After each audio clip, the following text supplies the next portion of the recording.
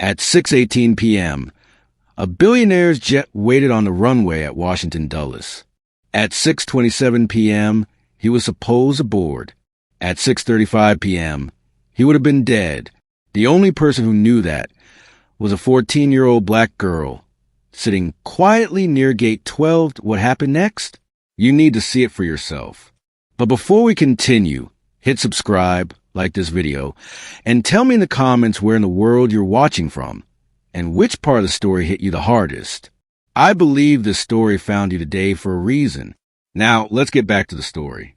Southeast DC kid, debate team hopeful, army brat, invisible, the kind of girl adults glance past without remembering her face 5 seconds later. She wasn't rich. She wasn't connected. She didn't belong in the private terminal where polished shoes echoed against marble floors and men in tailored suits checked Rolexes instead of departure boards. But invisibility has advantages. Invisible meant people didn't lower their voices around her. Invisible meant security didn't see her as a threat. Invisible meant she heard things. Nobody there knew she spoke Arabic. Her father had been a U.S. Army linguist. He used to quiz her at the kitchen table in their apartment in Southeast Washington. Flashcards, pronunciation drills, laughter when she got it wrong, pride when she didn't. After he passed, Arabic became more than a language. It became memory, IT became connection, that IT became something she carried quietly. Across the terminal, Ronnie F. De Leon walked toward the private charter entrance surrounded by layered security. Tech billionaire, Oklahoma oil air turned AI investor. A man used the room stopping when he entered. He was flying back to Hearst Castle in Ponca City, Oklahoma, United States, where his close friends Jesse and Willie were preparing for a high-profile fundraising gala. Everything about him ran on schedule. 6:15 p.m., arrival at private terminal .6:27 p.m., boarding .6:35 p.m., taxi. He believed in precision.in protection.in systems that didn't fail. At 6:18 p.m., storm clouds gathered beyond the glass runway walls. A sleek white Gulf Stream waited on the tarmac, lights glowing against the darkening sky. 2 members of Ronnie's contracted security detail stepped aside near a service corridor. They switched from English to Arabic. Most travelers would have tuned it out. Marla didn't. Her body went still. When he boarded the plane, one guard glanced at his watch. The other leaned closer. The trigger is under the frame. Marla's stomach dropped. She looked at the JET, the rolling stairs positioned beneath its door. AT Ronnie F. De Leon laughing calmly with an assistant. They weren't joking. They were timing it. And she was the only person in that terminal who understood. A 14-year-old black girl, sitting near gate 12, had just overheard a plan to blow up a billionaire's plane. Boarding was in less than 12 minutes. Ronnie F. De Leon didn't know he was about to die. And the only person who knew was someone security wouldn't even let pass a rope barrier. Time was running out. 6:21 p.m. Marla's heart began to pound. What could a girl like her possibly do against men with badges, guns, and clearance passes? She stood up anyway. And that was when everything started to change. Because courage like that doesn't come out of nowhere. IT begins years earlier, at a kitchen table in Southeast Washington, with a father who believed his daughter should never underestimate her own voice, and understand why Marla E. Miller didn't stay silent that night at Washington Dulles. You have to understand where she came from. Her father used to sit across from her in their small apartment near Anacostia Park, tapping flashcards against the table. Again, he'd say gently, clear, confident. She would straighten her back. He'd nod. Good. Keys matter. Words matter. Now, years later, standing near gate 12, those same words floated through the air again. Her breath caught. The trigger is under frame. The second guard leaned in closer. We activated while it taxis. Her pulse began to pound in her ears. She looked at the jet outside, Sleek, white, expensive enough to buy half her neighborhood. She looked at Ronnie F. De Leon laughing casually beside an aide, confident and unaware. She looked at the guards' calm faces. They thought no one understood them. But she did. For a split second, she saw another image. A folded American flag pressed into her mother's shaking hands. The weight of silence in that hospital hallway. The promise she made at 14 years old. I won't waste what you taught me. If she was wrong, she would look unstable. Dramatic. Another loud teenager. If she was right, people would die. She checked the boarding screen.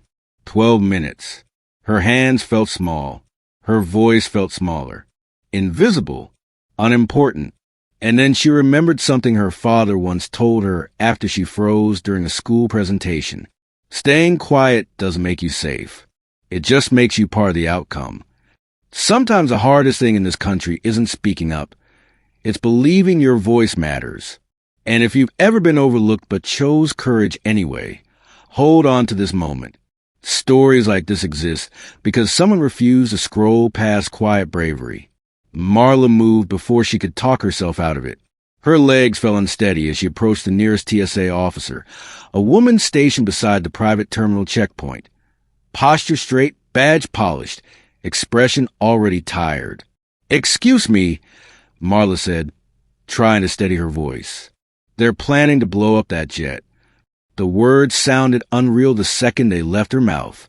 The officer blinked once, then twice. "Sweetheart," she said carefully, lowering her voice the way adults do when they think they're calming a child. "You can't joke like that in an airport." "I'm not joking," Marla insisted. "They said there's a trigger under frame. They're going to activate it while it taxis." The officer's expression tightened, not with alarm, but with irritation. "You need to go sit down with your guardian. Now." Dismissed. Just like that. Marla's chest tightened, but she pivoted. There was still time. She hurried toward Ronnie F., De Leon's assistant, a sharply dressed man tapping an iPad near the boarding rope. "Sir," she said breathlessly, "the guards, they're speaking Arabic. They said the trigger's on the plane." The assistant gave her a professional smile that didn't reach his eyes. "Miss, please step back. Security is handling everything."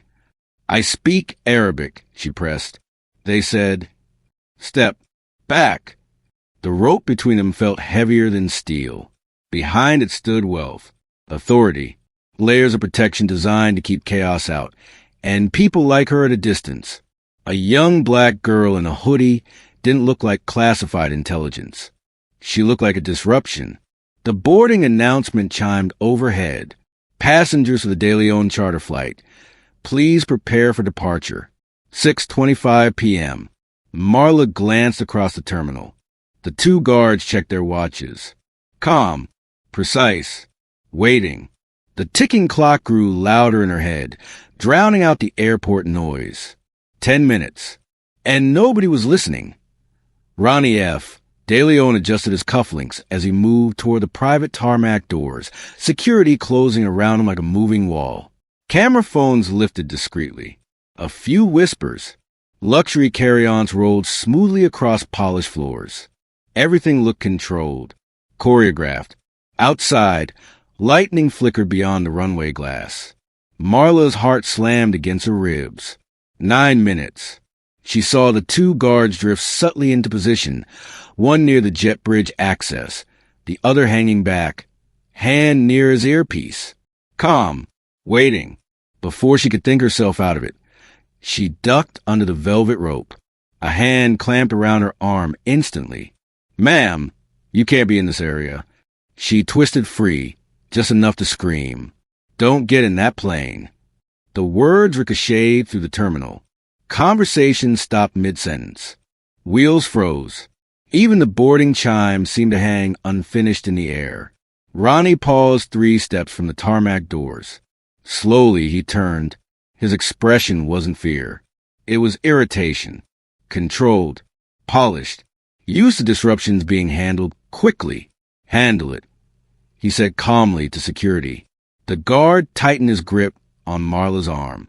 She knew this was her only shot, so she stopped speaking English. Her voice cut through the silence in clear, steady Arabic. The trigger is under the frame. When he boards a plane, we detonate it. The guard, holding her, hesitated. One of the Arabic-speaking guards stiffened. The air changed. Ronnie turned back slowly, studying her for first time, not as a disturbance, but as a variable he hadn't calculated. The terminal was silent enough to hear the hum of the air vents. "What?" Ronnie F. De Leon asked evenly. "Did you just say?" 6:27 p.m. Ronnie F. De Leon didn't raise his voice. "Stop boarding," he said. The single sentence sliced through the tension like a blade. His assistant froze mid-gesture. The rope line dropped. The tarmac doors remained closed. Ronnie's gaze never left Marla. "Call Washington Metropolitan Police. Now." Phones came out again, but this time not for selfies. Within minutes, flashing lights reflected against the terminal windows. Washington Metropolitan Police moved with precision, clearing space. And at the center of it all walked Police Chief Elaine M. Espinoza, calm, direct, the kind of presence that made rooms fall into alignment. "What do we have?" she asked. "Possible device," Ronnie replied evenly. "Landing gear compartment." 6:29 p.m. The two Arabic-speaking guards began drifting away from the crowd. Not running. Not yet. Just easing back. Security noticed. One made eye contact with the other. Then they bolted. The terminal erupted. Officers sprinted toward the runway access doors. One guard made it halfway across the restricted corridor before being tackled hard against the concrete. The other barely cleared the security gate before going down under three bodies. 6:31 p.m. Bomb technicians in heavy vests approached the jet. Marla stood shaking now, her arms wrapped around herself. The same security guard who grabbed her minutes earlier had shifted positions, now standing in front of her instead of restraining her, protecting her. The bomb unit opened the maintenance panel beneath the landing gear. Silence. Then, device confirmed. Pressure triggered. Time for taxi. If Ronnie had stepped onto that plane, the explosion would have happened before takeoff. In full view of the terminal. 6:32 p.m. The chaos settled into control containment. Ronnie looked at Marla again. Not irritated. Not dismissive. Different. In moments like this, history doesn't change because of the powerful. It changes because someone small refused to stay quiet. And when courage speaks, the world has no choice but to listen. The private airport office was quiet in a way the terminal hadn't been. No flashing lights. No shouting. Just a low hum of air conditioning and the distant echo of controlled movement outside. Marla sat stiffly in a leather chair that probably cost more than her family's monthly rent. Her hands were clasped tightly in her lap now that the shaking had slowed. Across from her sat Ronnie F. De Leon. No entourage. No assistant. No velvet rope. Just a man who had almost died. He studied her for a long moment, not as a headline, not as a liability, but as a person. "What's your name?" he asked. "Marla," she said, her voice steady again. "Marla E. Miller." He nodded once. "How did you understand them?" "My dad," she answered. He was a U.S. Army linguist. He taught me Arabic when I was little. Said you never know when words will matter. A flicker of something crossed Ronnie's face. "He passed a few years ago," she added. "But he used to say people talk freely when they think you don't belong in the room." She hesitated. "I guess most people don't think I belong in rooms like that." Ronnie leaned back slowly. "I almost died," he said quietly, more to himself than to her, "because I stopped listening to people outside my circle." The admission sat heavy between them. A knock sounded at the door. Police Chief Elaine M. Espinoza stepped inside, her presence steady, composed. "Marla E. Miller," she said clearly, "what you did tonight was brave. You likely saved dozens of lives. On behalf of the city, thank you." Marla shrugged. eyes dropping to her sneakers.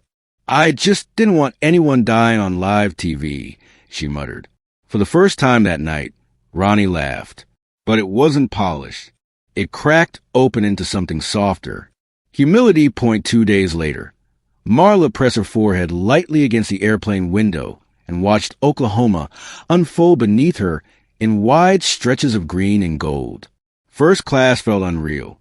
Warm towels, sparkling water in real glass. A flight attendant calling her Miss Miller. Across the aisle, her aunt kept shaking her head softly, whispering, "Lord, look at this," every few minutes like she still didn't believe it. Back home in Southeast D.C., their apartment overlooked a cracked basketball court and a corner store with flickering lights.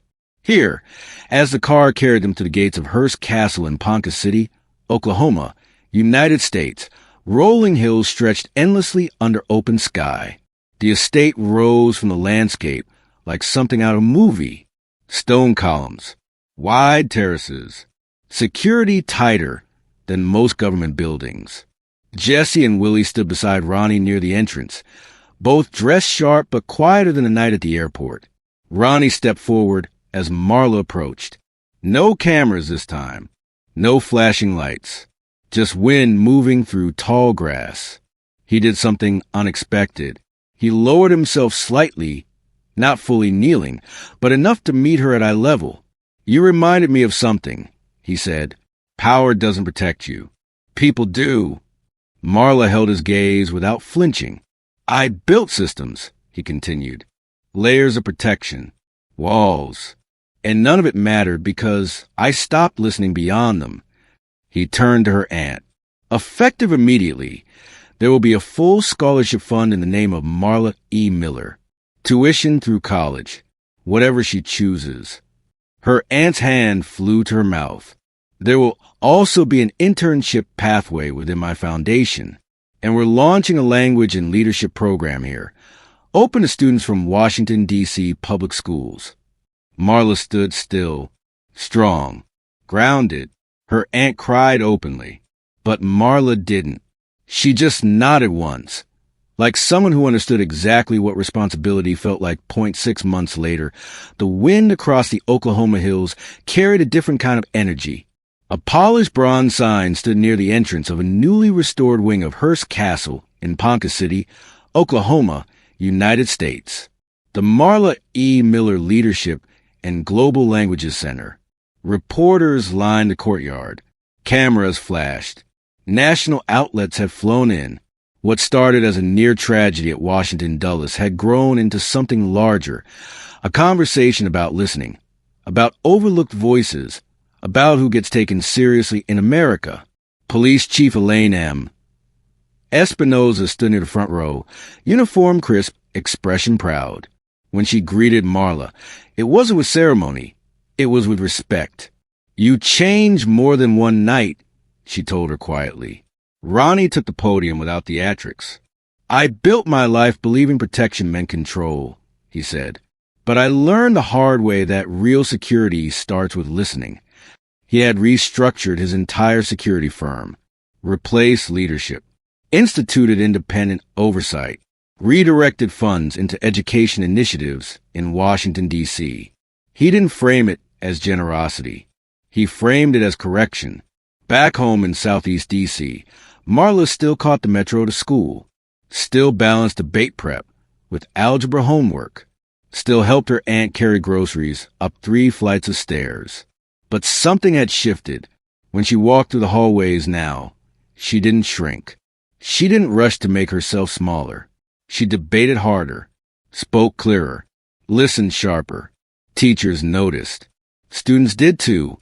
She was still grounded, still dreaming, still the girl who once sat invisible at Gate 12.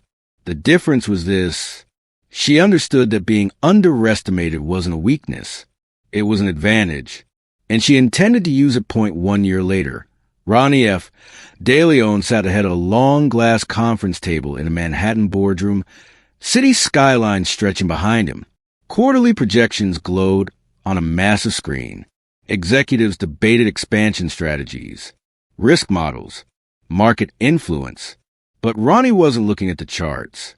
He was looking at the framed photo on his desk. Marla E. Miller, .14. Braids pulled back, eyes steady. The same girl who had stood in an airport terminal and refused to be dismissed. He let the room settle before speaking. The most dangerous mistake powerful people make, he said evenly, is ignoring the quietest voice in the room. The executives shifted.